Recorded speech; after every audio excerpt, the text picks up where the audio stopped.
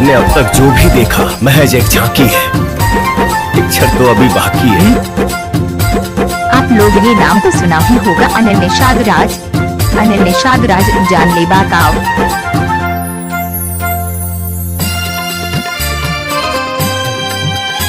अनिल जी, आपको किसी ने याद किया है?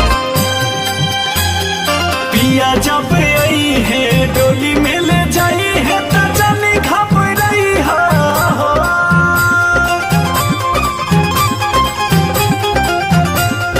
पिया जब आई है डोली में ले जाई है तो जाने घबराई है।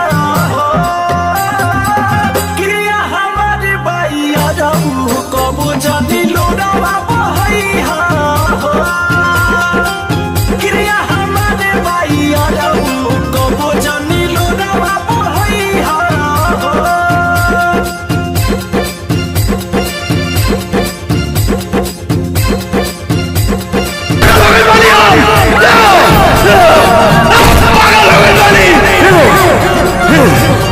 एक बात जानना, इस धरती पर हमारा सिवाय तू के और के नहीं को हो सका, ना होगा जब हम के और के ना होगा। आप लोगों ने नाम तो सुना ही होगा।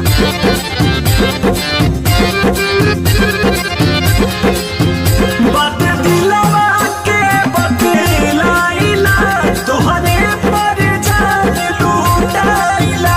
जानत होई है बस राम जी सब खेल ससुरवा जाइला। बात दिलवा के बतलाइला तोहरे पर जान लूटाइला। जानत होई है बस राम जी सब खेल ससुरवा जाइला।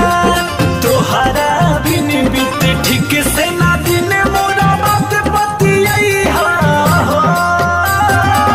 क्रिया हमारे बाई आ जाऊ कबो जानी लोरावा बहई हा।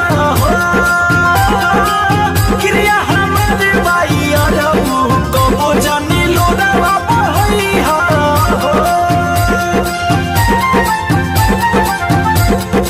इलाका किसी का भी होगा, धमाका तो होलिया वालों का होगा। अंकिता, अनिल निषाद राज।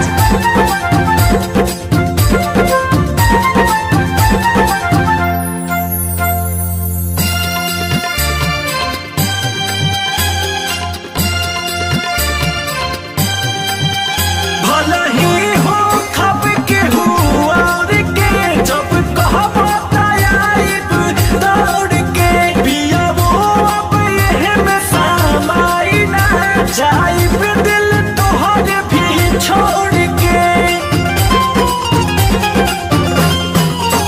भला ही हो खब के हुआ और के जब कहबो तयाइब दौड़ के।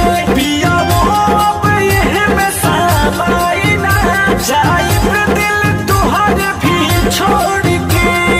राजा अनिल निषाद राज जानलेवा काव। सारे धाना बेवफा बनई हा। Sharda darling, I love